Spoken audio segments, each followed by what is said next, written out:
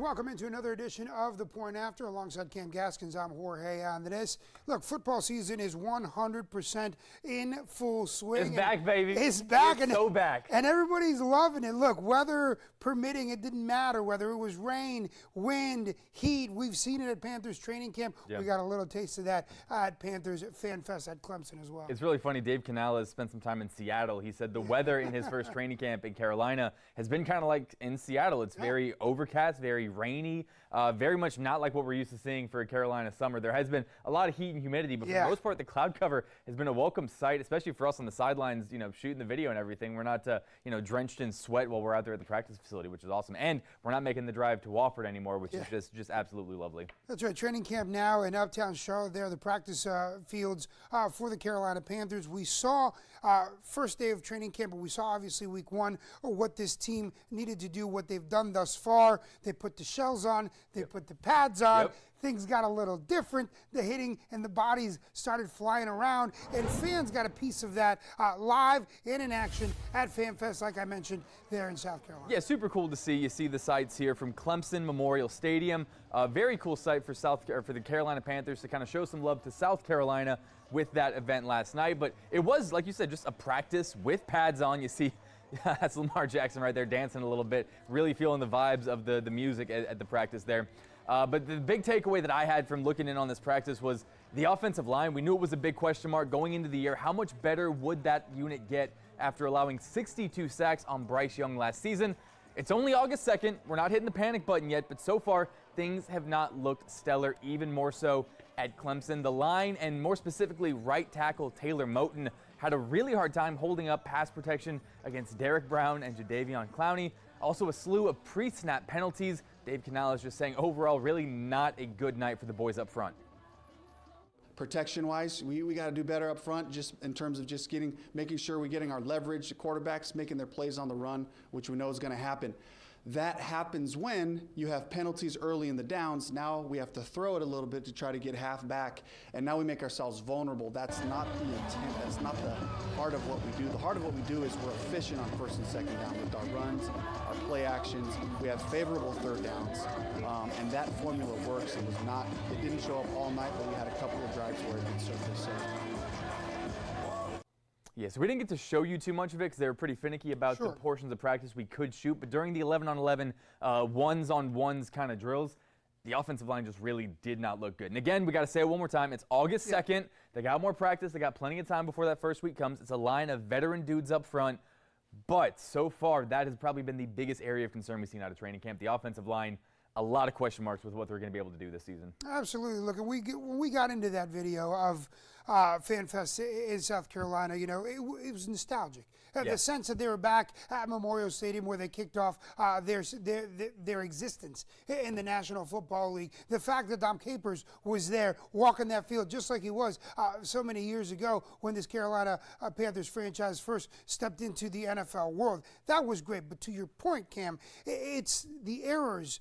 Now, it is August 2nd. You talk about pre-snap penalties. Canales talked about it. Yeah. That is such a massive, massive piece of Dave Canales' offense and of the development that we're going to see in Bryce Young. Because a lot of the pre-snap motion that Canales has in his system that Bryce Young needs to develop is going to help him as an undersized quarterback be able to, whether it's check it off and call an audible, or whether it's finding his targets and making those decisions.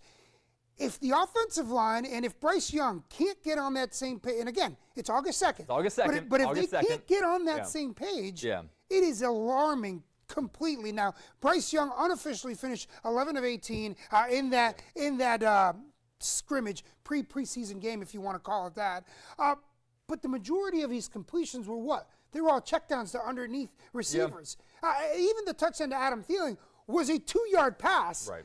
So here's the thing. If you can't control that pre-snap motion and you have those pre-snap penalties, it's going to be a detriment to what we already know is a question mark in the development of Bryce Young. Now, credit to that defensive unit. Look, Jadeveon Clowney, Bryce Young looked great when Jadeveon Clowney wasn't on the field. Yeah. So that's obviously He's not going to face him come week 1. So that's nice. Once the games matter, you're not facing Jadeveon Clowney. Exactly. So that's a good thing, at least on the defensive side of things.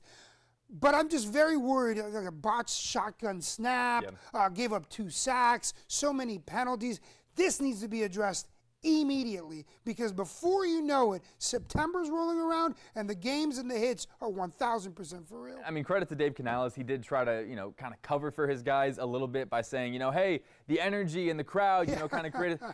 Let's call a spade here. There was not enough crowd to create the energy that would disrupt these professional veteran football players. These guys have played in front of 60,000 people before. I don't think, 2,000 or 3,000 people at Memorial Stadium is going to lead to that. I think it is more so what you were talking about, just kind of learning the new offense, learning the ins and outs and the pre-snaps and things like that. I think there are definitely still some question marks. You're liking some of the other developments that you're seeing. And to Bryce Young, you kind of mentioned some of his passes were checkdowns, but he also did a much better job of escaping the pocket when it did collapse, which happened a lot. And unlike last year, this is something I noticed. You talk about Bryce Young having no help last year. He had a lot of opportunities where he extended the play, got out of the pocket, and nobody was open downfield. I saw much better separation from the wide receivers when the pocket collapsed and when they had to improvise a little bit. Deontay Johnson, Adam Thielen, Jonathan Mingo, who we've been talking a lot about this camp, looking like your number 3 receiver, did a much better job of creating separation and giving him options when he was flushed out of the pocket and had to make something happen. And let me just make a quick point on Mingo there, with the big question mark, which is going to be the tight end position for this team, giving the injury and now Ian Thomas sliding in.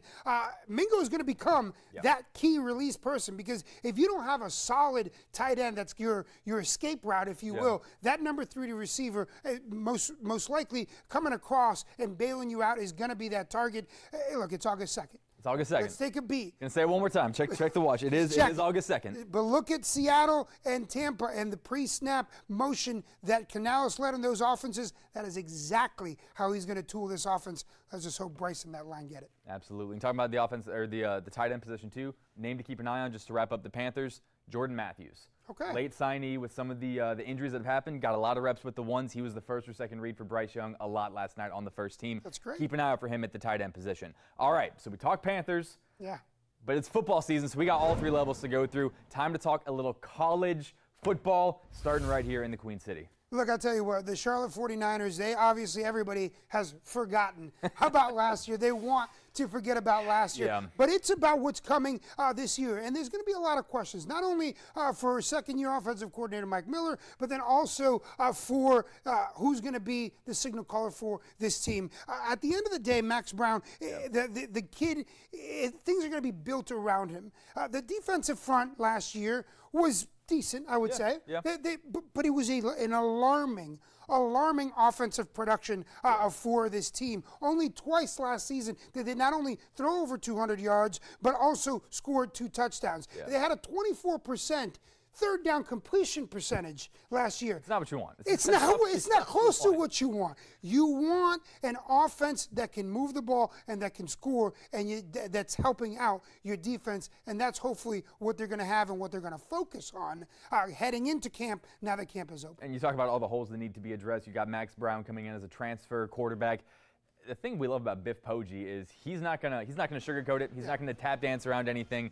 He's gonna let you know when something needs to be fixed. You see him here, the scenes from fall camp as they open things up today, bright and early at Jerry Richardson Stadium. Now, the first year of the Biff Poggi era and the first year for this team in the American Athletic Conference left a lot to be desired. The Niners were picked to finish last.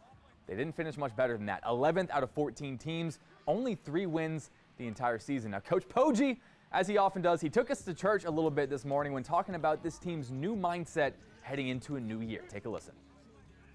And we have a great locker room. Our kids really care about each other, and that's the biggest thing. And the thing we've been stressing is emotional toughness. So, toughness isn't physical. It's emotional. It's your mind. So your mind is the most powerful thing to get you to quit, to ring the bell, and we've worked really hard from December to try to master our minds.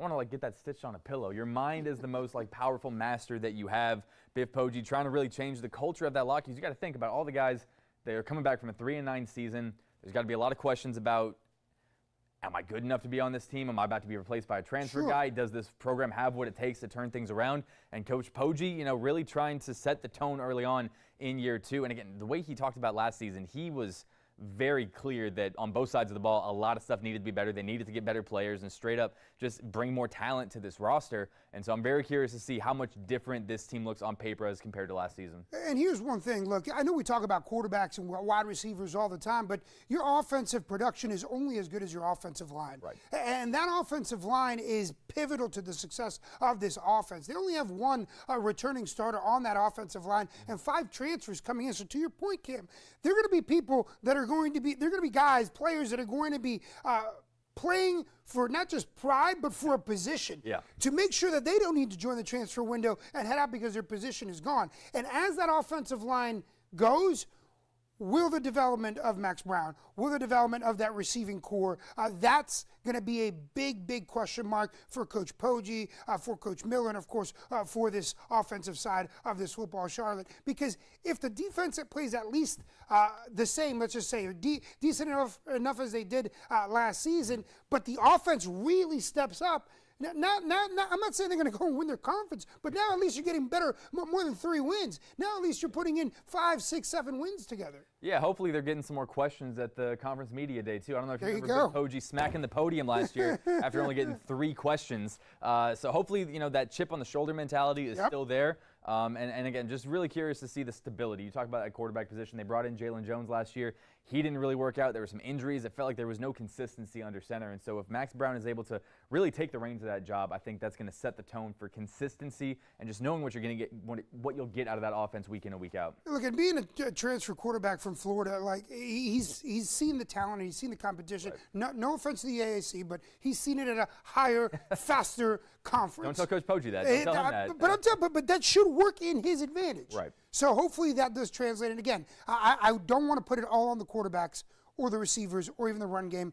You're only as good as that offensive line will protect you. And that, I think, is the big key to circle. Gotcha. Well, it should be a fun year, expecting hopefully more than 3 wins, but win or lose, we're expecting some great press conferences out of Bill Poggi. He's one of our favorite coaches to talk to. Again, he shoots it straight, tells it like it is. He doesn't sugarcoat, doesn't give you any coach speak. He lets you know, and that's why the Niners are, at least they're going to be compelling to watch because we'll have a good sense of what's going on with that team week in and week out. We're not going to have to guess about what's happening behind the scenes. Yeah, no, he'll tell you straight up. Yeah. And he won't sugarcoat it one bit. All right, so now we hit the pro level, we hit the college level. Got to wrap up with some high school football. It's Friday, which means we are officially 3 weeks, count it, 3 weeks from football Friday night, returning for another great season. And on Wednesday, all the high school football teams in the state of North Carolina took to the field, officially starting practice. And man, it feels good to see those boys out running and hitting. One of the only things that can get me up early enough to be there for a 7:45 practice, I got to tell you, was getting out there to see the Huff Huskies, and then we also caught up with Mallard Creek and East Lincoln, some of the teams in our area that are trying to, prove that they belong in the conversation of being state title contenders. And so it's really cool just to see these coaches, these players embrace the idea of the first day of practice, really kind of the first page of what is a blank slate for the upcoming season. Take a listen to Coach Lubowitz from East Lincoln breaking it down. It's the ending of last year, so those seniors are officially gone from last year, and then you get to see this group kind of mold themselves in the locker room, in the weight room, on the practice field, just kind of what they're going to be. What kind of atmosphere are they going to have in the locker room? What kind of kids are they going to be? How are they going to handle pressure? So you start to answer questions. The first day of practice starts that question answering part. Yeah. Nothing like it, man. Because here's the thing, man. We're talking about pro football, then college football, and high school football. Look, there's some of these stories like the Jadavian Clownies, the guys that you'll see be that 1% and make it to the league. There's going to be a good amount of guys that will make it to play on a college football program. But a lot of the times, just like we heard Coach there, you're molding men. And you're molding what kind of men these kids are going to become outside of football. Obviously, we're here to talk about football Friday nights and the hits and the pads, But it's the kids that aren't going to really shine, if you will, and sign a multi-year NFL contract or even get a full scholarship to play college football. It's the kids that are really finding themselves and their identity as a high school student athlete, and then really as a man as they grow up. Now, that being said, there is some football that we need to talk about. And I went through a couple of lists and a couple of different conversations I had with some journalists around town just to see, where's the powerhouse? I've been in Charlotte for a year. Yep. So where's the power? I'm originally from D.C. Yeah. DeMatha was the powerhouse in D.C. Yeah, That's where all the pros were coming from. But if you look at this North Carolina specifically, and also some South Carolina, but specifically North Carolina, some of the schools like Providence Day, you look at some of the schools in South Carolina like Rock Hill Northwestern, and how they have some players that have shined. Again, I don't want to keep talking about offensive linemen, but the offensive linemen are the key. Two guys, a senior and a junior, coming out of Providence Day to keep an eye on, both David Sanders and Leo Delaney. Offensive linemen, big dudes for this Providence Day team that I think, look, it all starts and ends with that offensive line. Right. And if they're ranked right now third in North Carolina, to be able to have big front guys like that is a team to keep an eye on. This one, I think, is really interesting to me because we were just at ACC Media Days just a week or two ago talking about KC at NC State, Kevin Concepcion, and how great he is for that Wolfpack team. He came out of Chambers, and a Chambers team that now has Arian Concepcion, another wide receiver, his younger brother, who also wants to follow in those footsteps. Look at the Wolfpack and what they got with KC. Look, if Arian follows his brother's footsteps and he gets into that, then Chambers is back in the conversation, even if they're ranked 10th out of all of the high school teams here in our area. And then lastly, we do have to talk about position players. And this is one kid that coming from Rock Hill Northwestern, Finley Polk, a quarterback senior out there. I think that possibly could also be something to look at. Again, like I mentioned, I've been here in Charlotte community for a year. So I'm still getting my feet wet when it comes to high school football. Yep. But as a former high school football player, as a former college football player, it's finding your identity as a team and finding your identity as an individual, because whether you play at the highest level, the college level, or even just high school, it's going to mold the person that you become. You mentioned Finley Polk there too, just committed to Gardner-Webb, so he'll be staying in the area, kind of crossing the border, but staying in our viewing area to go play for the Runnin' Bulldogs. Super excited to see him continue his career. And I mean, you talk about Northwestern churning out high quality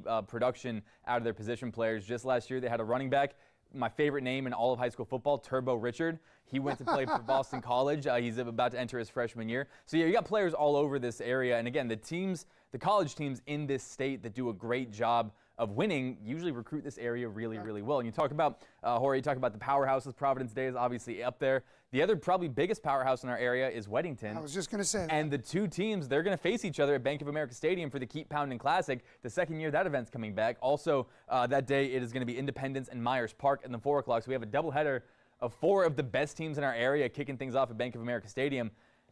I mean, how else can you, what better way can you ask for to kick off the season? We talk about Football Friday night. That will be Thursday, August 22nd. So a little bit of an appetizer before the main course. But we're really going to be hitting the gate running with some of the best teams, the best players, the biggest names. David Sanders, a top 3 recruit in the nation, really showcasing what this area is about when it comes to high school football. We've been covering it here at WBTV for, this will be 42 years now, Football Friday night. We know how much this area loves high school football, and that's why we love covering it so much. And it's going to be, again, another great season. The talent just year after year just continues to impress. It really does. And look, I'll be the first one to tell you that I'll be the one sitting at those big-time high school games and watching the development of these kids, because these are the names that we're going to be talking about later on when we talk college football and when we talk NFL football. Yep. And yes, maybe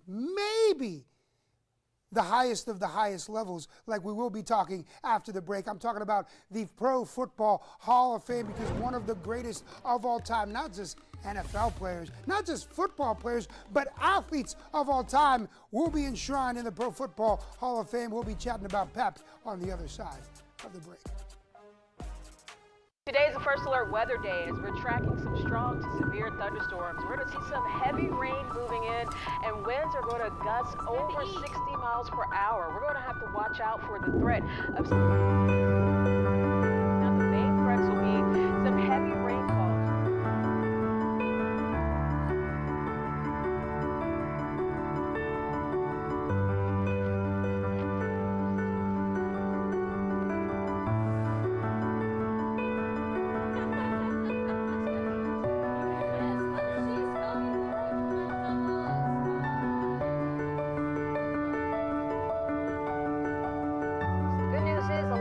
power outage activity has been restored.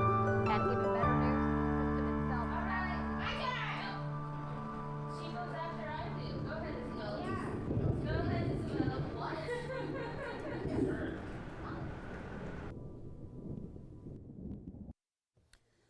Welcome back. I'm Jorge. He's Cam, and we're talking football, the greatest of the greatest, the top level that you always want to get. It's the Pro Football Hall of Fame. We had the Pro Football Hall of Fame game yesterday, a win between backups for the Bears over the Texans. Yeah. But we have something special happening this weekend, starting on Saturday. It's going to be the induction of, in my opinion, one of the greatest athletes of all time. Forget football, just athletes of all time, and that is Julius Peppers, obviously a member of the Carolina Panthers, a guy that played for 3 different franchises, a 3-time All-Pro, a 9-time Pro Bowler, a Defensive Rookie of the Year. The list goes on and on and on. This guy is just everything. When you think, at least me, when you think keep pounding football, you think of Pep. That's what because that's all he did. 159 and a half sacks in his career. Are you kidding me? 4th on the all-time list of sacks. This guy is keep pounding, literally tattooed all over his face, because Pep is heading to the Hall of Fame, and he's done it because of what he's done, not just on the football field, but in my opinion, in athletics altogether, and I'll get to that in just a minute. But look, I tell you what, it's got to be a proud moment, not just for this Carolina Panther franchise, but for the Carolinas altogether, that Pep goes in. You hit the nail right on the head. I had the chance to talk with some fans actually at FanFest yesterday, and that was something they kept bringing up when talking about how proud they are of Pep. You see earning his gold jacket here, being enshrined forever in Canton, Ohio. The fact that he's a local kid, he bleeds Carolina blue. He played for the Tar Heels. Then he comes back and kind of, is one of the first defining superstars of this young franchise way back in the day. And now he's, one of the guys that's going to be representing this franchise in the Hall of Fame. And I'm sure there will be guys to come in the following years. Steve Smith will probably have a chance to get in the Hall of Fame. Luke Kuechly, maybe Greg Olsen. So there will be more to follow. But he's really one of the cornerstone guys, I feel like, that this fan base can truly be proud of. And again, I had the chance to talk with some fans at FanFest yesterday who, even though it's been a long time since he's laced up for the black and blue, they still feel incredibly proud to call number 90 one of their own. Take a listen. To be honest, I would say that he's one of the greats, one of the GOATs. There's very limited amount of people that you can honestly say that about with the Panthers organization. Sam Mills, Julius Peppers, Steve Smith, names of that character and that degree, it should be an honor to be out there with. So there's no comparison to Julius Peppers. I mean, you can't really sum it up any better than that. There's no comparison. And again, you see the shots here from FanFest. It's been years, but anywhere you go where there are Panthers fans, you're going to see number 90 jerseys as well. So super cool for the fans, again, to just have this moment where you don't really have much to celebrate with the current team, so it's not the worst thing to be able to look back at everything that has been great for this franchise and to see someone, again, like Pep, who's done it the right way. No one has anything bad to say about him. He's just worked his tail off and has embodied, he's represented his family well, represented his teams well, his community, and he's just the kind of guy that's super easy to root for, and when he makes it big like this, it feels like the entire state and everyone behind him is celebrating with him. Look, I had a great conversation with Jeremy Kelly, who heads over the Legends for the Carolina Panthers, with this Pep induction, and the number one common denominator that he shared with me is something that multiple people around the league have shared with me about Pep, is that he is not a self-promoting guy.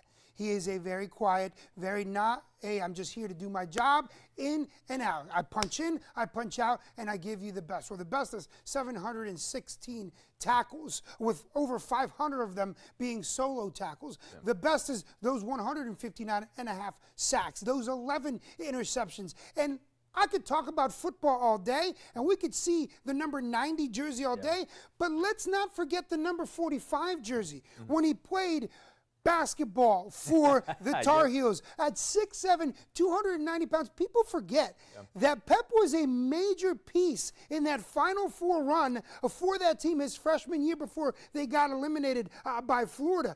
This guy is an athlete. He is a freak of an athlete. To be able to have that type of body control at a 290-pound, 6'7" frame is why he was such a terror on the football field, is why he did so well playing collegiate basketball with UNC, and honestly is why he, in my opinion, statistically and just watching the film, is one of the greatest athletes to walk this earth. Very rightfully deserved this Hall of Fame enshrinement that will happen this weekend for one Julius Peppers. And look, I'll tell you what, if you combine that athleticism with that work ethic and with that humbleness, then you get Pep. Yeah, so again, the Hall of Fame induction is going to be tomorrow at noon in Canton, Ohio. We will have all the sights and the sounds, and we'll hear from Pep up at the podium as well. We'll break it all down on WBTV News at 6.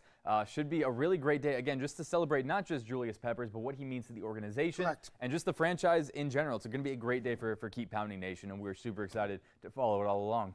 Make sure you keep it locked right here at WBTV. We'll have all those updates throughout the weekend. That's going to do it for this edition of The Point After. But a quick reminder, there will be no episode of The Point After this coming Monday at 1 p.m. because there will be a special edition of The Point After live from Bank of America Stadium as the Tour of Champions comes here to the Queen City. It's Real Madrid taking on Chelsea. August 6th, that's Tuesday, we will have a special edition at 6:30 p.m. following WBTV News at 6. You can stream it on Apple TV, Fire TV, Roku Stick, and of course, the WBTV News app. We will see you Tuesday, August 6th at 6:30 p.m. live from Bank of America Stadium. See you.